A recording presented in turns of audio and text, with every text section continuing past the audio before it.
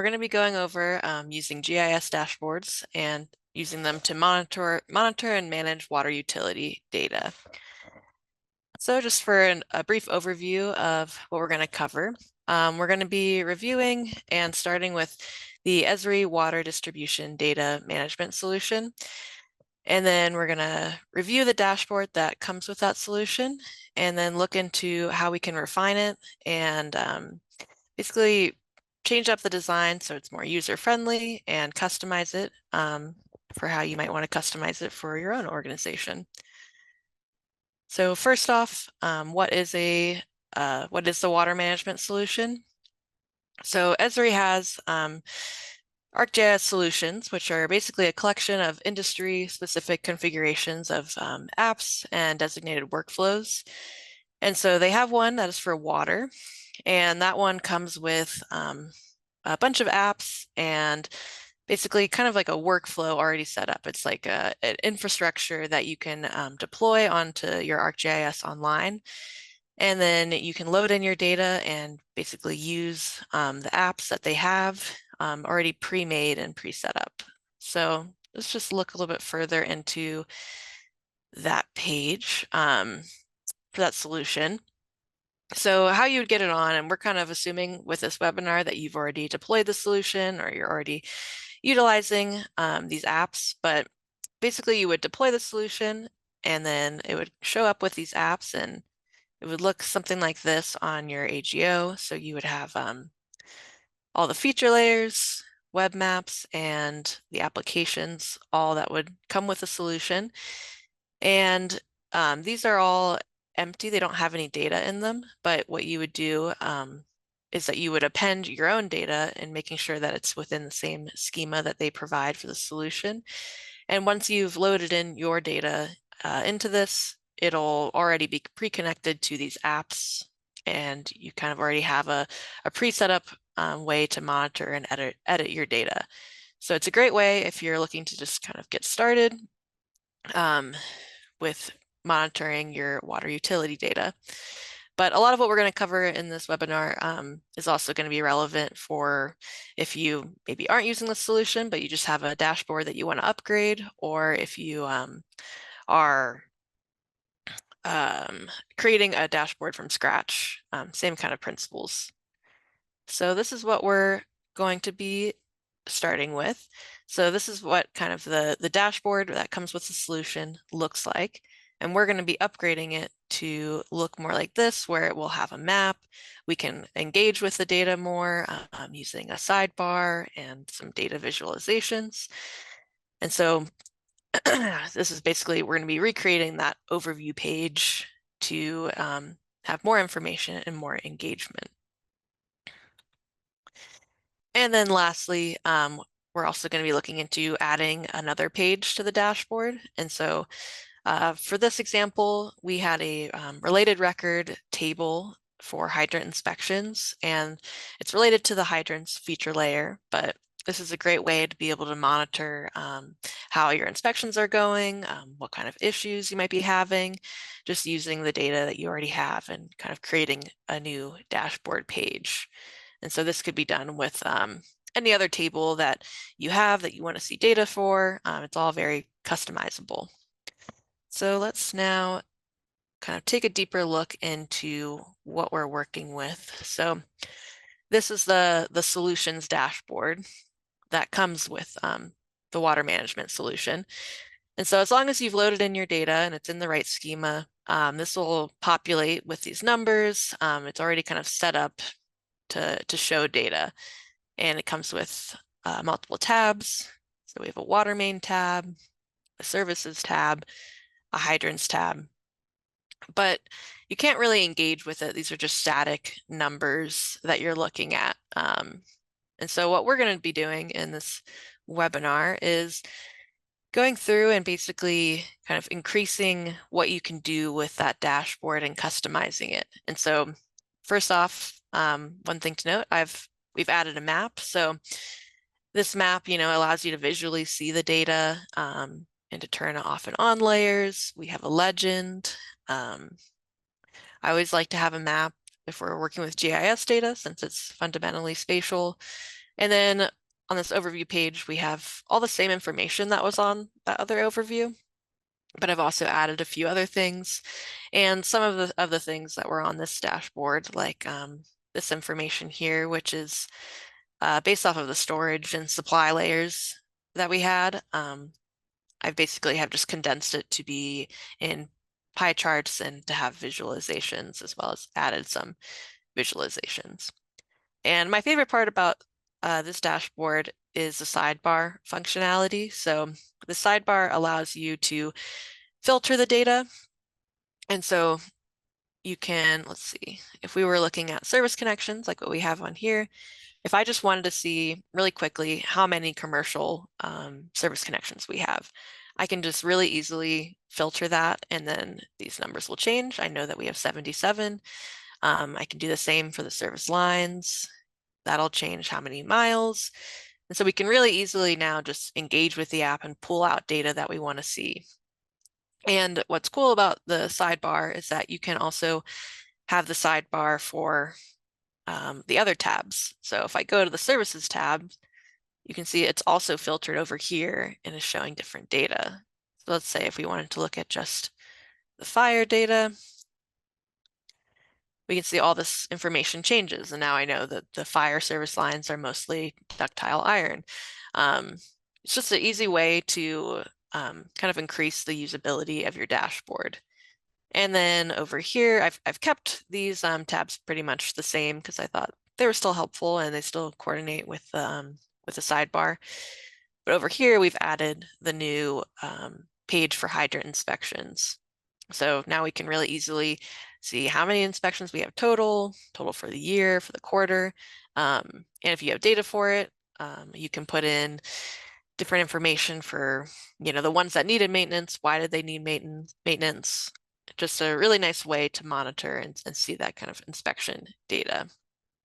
So to start off now with the demo of how we're going to get this dashboard to here, I'm just going to start by going to the solutions dashboard, and we are going to edit it.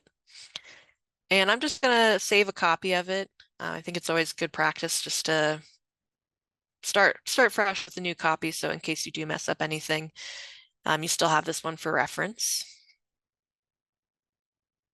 So we'll start with this copy.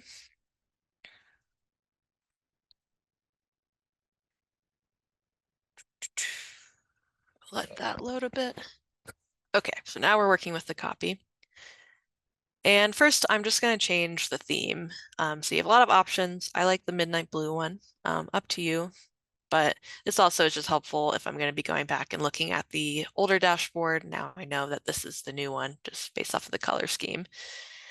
And first off, I'm just going to create a new overview page. So I could edit this one to look like the other one, but I think starting fresh is a little bit easier. So what I'm going to do is I'm just going to add a new map widget. And so if I go over here to this plus sign, that's where I can add different elements. And as you can see, it's showing up as blue. But if I hit Shift, it's going to be green, and I can group different elements. And so that's how these pages are made, how these tabs are made, is that by hitting Shift, you can group these together. So they're pretty much just groupings of elements. And so to create a new page, I'm just going to add one right on top of this page without hitting Shift. And I'm going to start with the map.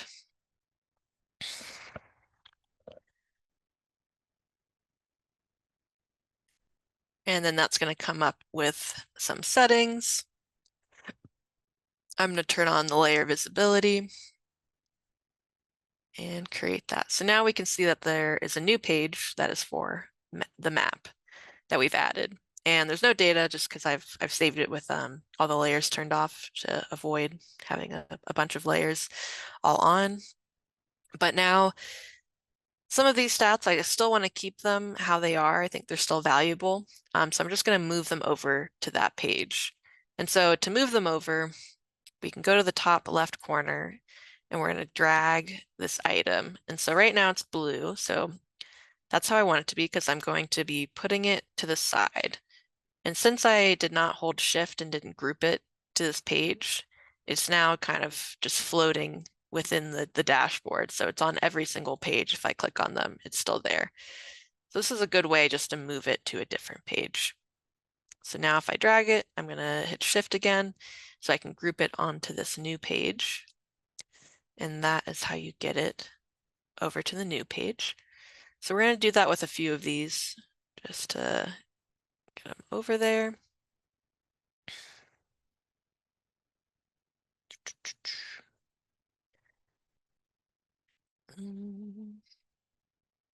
So this is just temporary. Okay. And these ones I'm going to leave because I'm going to end up showing this data with pie charts and the visualization. So it's a little bit more compact and also easier to read. So now I'm just going to hit Shift and then I'm just going to drag these over. Actually, not going to do that one first. Here.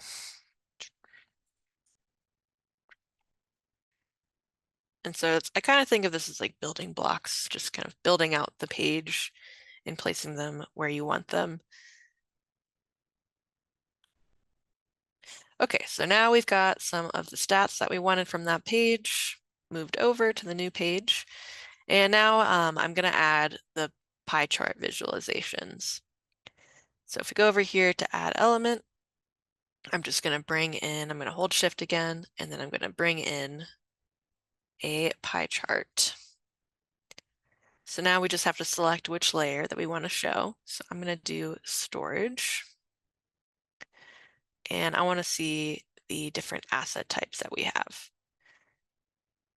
So now I'm going to go over and kind of customize how it's going to look. So if I go to slices, I can change the colors, I can change how the names appear, but I'm actually going to go over here. I like having the legend turned on. I think it helps to see the pie chart a little bit larger if you have the legend to the right. And then I'm just going to turn off these labels and then add a title.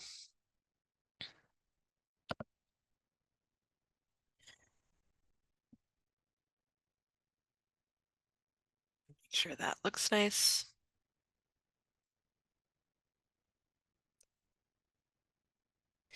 Okay, so now we've brought in this information and which is basically what the other part of the dashboard was covering. They had wells, but we didn't actually have any wells. And so, but if we did, it would show up in this pie chart and we'd have a better view of the different storage types that we have.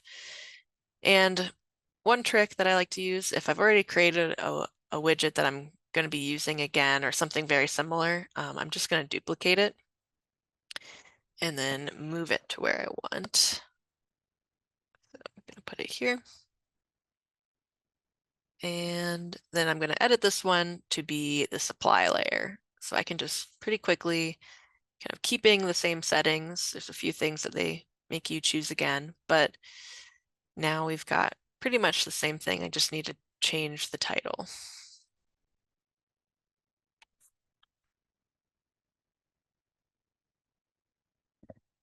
Okay. So now this pie chart is showing the same information that we had over here for the water treatment interconnections. So now we can just see it a lot easier and it takes up less space. So, and so now with this setup, we also kind of have more space to also add some more information if we want to. Like for the miles of Maine, I'm going to do that same tactic of just duplicating it. And I'm going to do a miles of service lines. So we'll just edit it and take note that for this one, it's doing sum of shape length. So I want that same statistic for the service lines. But when I change the layer, it doesn't keep that setting, but it does keep the conversion factor, which is converting it to miles. So we'll just do the same one that we had.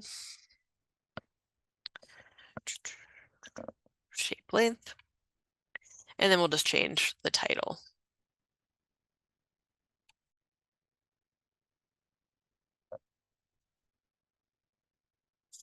All right, so now we have a dashboard that has some more information than the original. We have some visualizations, and we have the map, of course. So I'm going to turn on some layers just to get a better view of the map. So now I'm also going to add a legend so that it's easier to engage with the map. So I'll just follow that same process. Going to hit Shift to make sure it's on this page, and then do the side. And where's the legend? Map legend.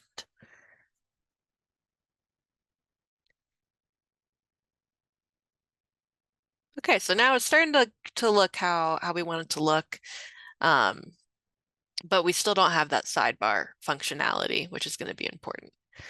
So to add the sidebar, it's a little bit of a different process than just going here to the add element. It's actually considered a layout item. So we'll go to view instead, and then we're going to go to sidebar, just do add sidebar. And I'm going to make it collapsible because it's going to be being used over multiple pages, and I don't want it to take up so much of the page all the time. So now we have our sidebar, and there's nothing in it yet, so we're going to follow the same steps of adding an element. And if you go to the sidebar to add an element, you're going to get three options. And so these are basically going to be filters. For the date, you could filter, if you had a date field, you could filter by a date. But in this case, let's just look at the category ones. So I'm going to filter by a grouped value, and we'll start with the service connections. And I want to be able to see the different asset types. And then now I'm just going to configure this filter. So set the name.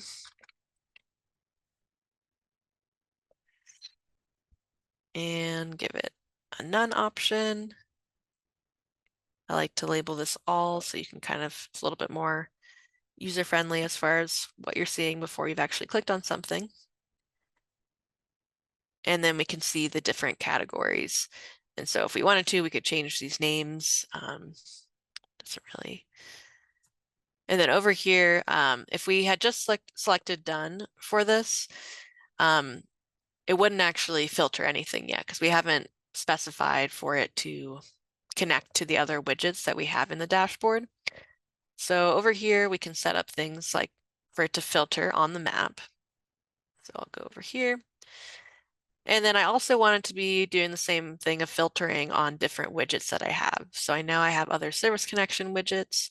I just need to select the same field so it knows which field to filter by. And same thing over here.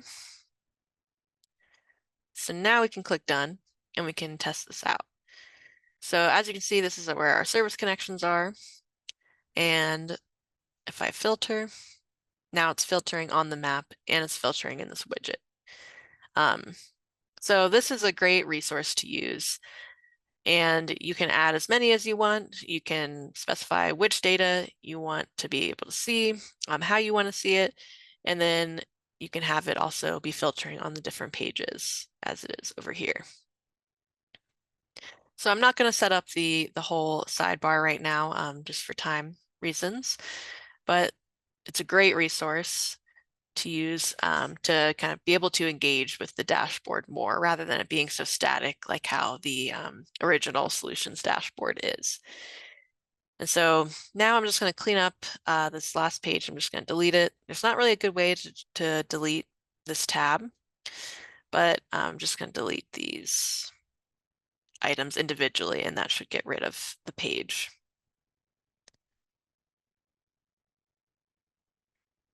And then move this over.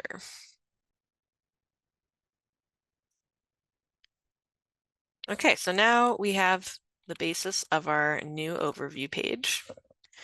So lastly, I just want to talk about adding in that hydrants page. So it's going to be a very similar process where we'll add one on top here. I'm just going to start with an indicator and we're going to be doing the hydrant inspections.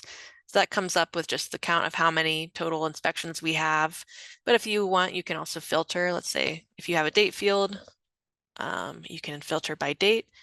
Over here, we have all of the different kind of date ranges. We could do year to date or this quarter, and then obviously give it a title, etc. And so you would just go along with that page, just adding new ones and kind of create until you've gotten something like this page, if it loads. Well, as that's loading, we'll just go back. One thing that I have on the hydrants page is also a serial chart. We haven't really gone over that, but it's going to be a similar process where if you were starting with a serial chart for the new page, you would do the hydrant inspections, and let's say you were doing the ratings. You can specify which field, and here they come in as numbers, but I want them to actually say what these numbers mean. So we can just go over to the category axis and load the categories and then change them to be what they actually mean for easier readability. And then we can also go in and change the colors by category. And then of course add a title and etc. And so you can kind of keep on building out this page and pulling out the data that you want to see until you get something similar to this, which is taking a bit of time to load.